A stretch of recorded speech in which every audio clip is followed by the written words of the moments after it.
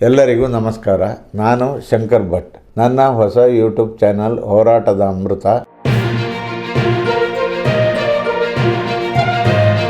ಮಹರ್ಷಿ ವಾಲ್ಮೀಕಿ ಪರಿಶಿಷ್ಟ ಪಂಗಡಗಳ ಅಭಿವೃದ್ಧಿ ನಿಗಮದ ಖಾತೆಯಲ್ಲಿ ನಡೆದ ಅವ್ಯವಹಾರ ಪ್ರಕರಣದ ತನಿಖೆ ಸಿಬಿಐಗೆ ವರ್ಗಾವಣೆಯಾಗುವ ಸಾಧ್ಯತೆ ಹೆಚ್ಚಿದೆ.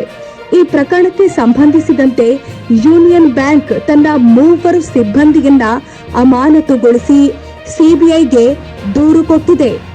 ಇತ್ತ ಕರ್ನಾಟಕ ಸರ್ಕಾರ ಈ ಪ್ರಕರಣದ ತನಿಖೆ ನಡೆಸುವಂತೆ ಸಿಐಡಿಗೆ ಆದೇಶ ಕೊಟ್ಟಿದೆ.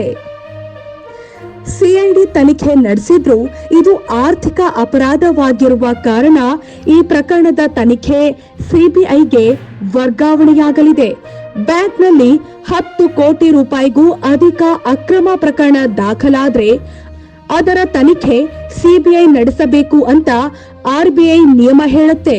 ಈ ಪ್ರಕರಣದಲ್ಲಿ 94 ಕೋಟಿ ರೂಪಾಯಿ ಅಕ್ರಮ ನಡೆದಿರುವ ಹಿನ್ನೆಲೆ ಸಿಬಿಐ ಕೇಸ್ ದಾಖಲಿಸಿ ತನಿಖೆ ನಡೆಸುವ ಸಾಧ್ಯತೆ ಹೆಚ್ಚಿದ್ದು, ಹೊಸ ಸರ್ಕಾರ ಬಂದ ನಂತರ ಈ ವಿಚಾರ ಸ್ಪಷ್ಟವಾಗಲಿದೆ. ಈ ನಡುವೆ ಸಚಿವ ಬಿ ನಾಗೇಂದ್ರರ ರಾಜೀನಾಮೆಗೆ ಒತ್ತಡ ಹೆಚ್ಚಿದ್ದು, ಸಿಎಂ ಸಿದ್ದರಾಮಯ್ಯ ಕೂಡ ಬಿ ನಾಗೇಂದ್ರಗೆ ರಾಜೀನಾಮೆ ಕೊಡುವಂತೆ ಸೂಚಿಸಿದ್ದಾರೆ ಎನ್ನಲಾಗಿದೆ. ಇದರಿಂದಾಗಿ ಸಿದ್ದರಾಮಯ್ಯನವರ ಸಂಪುಟದಿಂದ ಮೊದಲ ವಿಕೆಟ್ ಪತನವಾಗಲಿದೆ. ಶೇರ್ ಮಾಡಿ, ಸಬ್ಸ್ಕ್ರೈಬರ್ ಆಗಿ, ಬೆಲ್ ಐಕಾನ್ ಅನ್ನು ಒತ್ತಲು ಮರೆಯದಿರಿ.